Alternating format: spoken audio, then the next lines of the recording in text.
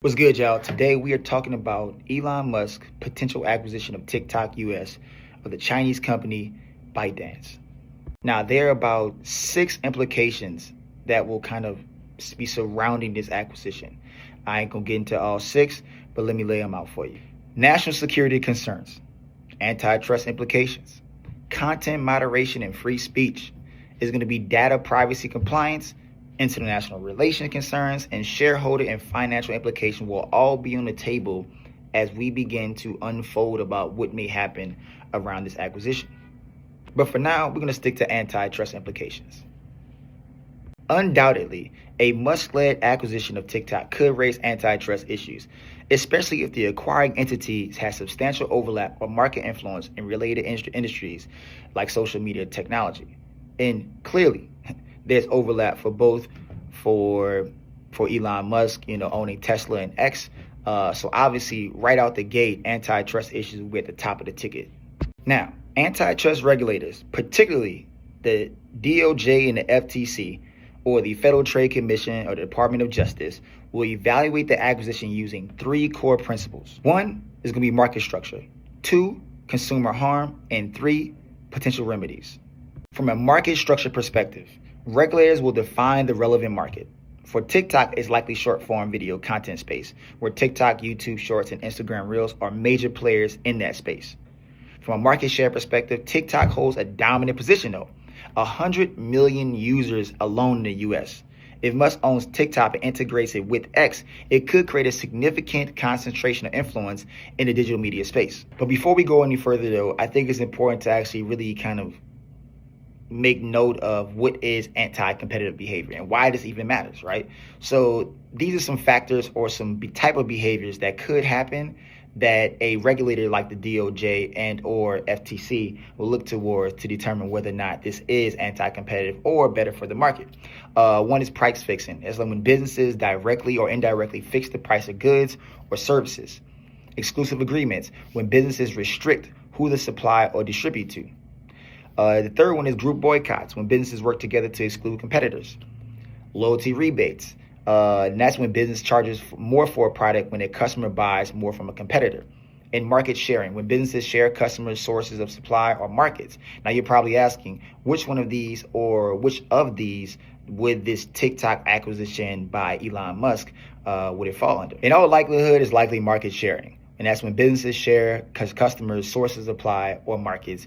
And what that may end up doing is create price fixing, which is when businesses directly or indirectly fix the price of goods or services, reducing the competition in the market. And in this particular case, though, by reducing the competition, they can price fix it and price gouge it to the point where like they can price out certain people or businesses that may need those platforms to penetrate certain markets. So a little breakdown here. Anti-competitive behavior is illegal when it significantly reduces competition, it creates a monopoly or dominant firm, and it harms consumers or other businesses or the economy. Since I gave you a breakdown of what anti-competitive behavior could be or what it would look like, here are some potential consumer harms if Elon Musk was to acquire TikTok US. Innovative concerns. Regulators might argue that Musk's ownership could stifle competition, particularly TikTok is merged with X, or if Musk uses TikTok user base to favor other ventures. Ad market implications. The acquisition could reduce advertising competition, leading to higher ad rates for businesses. And lastly, privacy and or user experience. Concerns may arise over Musk's history with data collection, like X's recent biometric data collection, which could potentially harm consumers. So look, these 3 particular things are we're not limited to those, but those gives you an idea about the consumer harm and what the FTC and or DOJ will be looking like as if Elon Musk moves forward with this acquisition. But I couldn't give you the consumer harm without giving you the remedies. So here's what Elon Musk could do or his team could do to remove the kind of angst the DOJ and FTC would have. Regulators might want to require Musk to keep TikTok separate from everything else.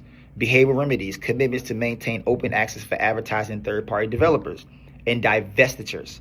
In extreme cases, regulators might demand the sale of certain TikTok assets to avoid market dominance. So look, again, Here's some things that Musk team could be doing. It's not all that they will be doing or should be doing, but in the end, though, if they don't address these concerns right at the top of the ticket, it could once again put them on a chopping block to not be able to buy or acquire TikTok US from ByteDance. So long and the short is, to overcome antitrust challenges, must position the acquisition as a move to strengthen competition.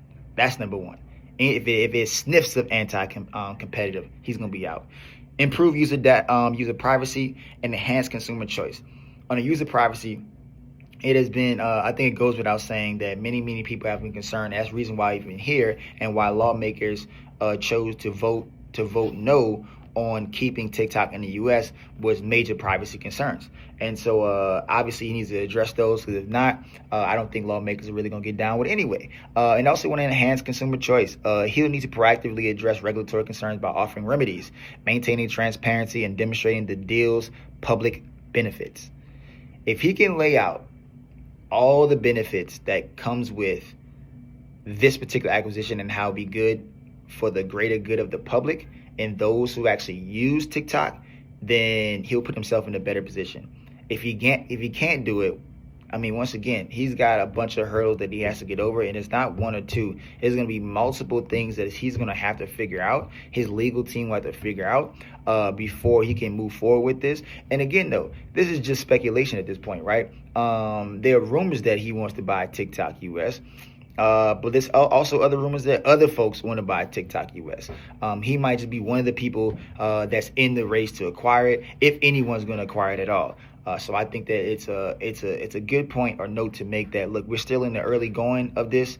There's a lot to be kind of figured out, but I do think that TikTok is on the verge of being here to stay. We just don't know who's going to be keeping it here.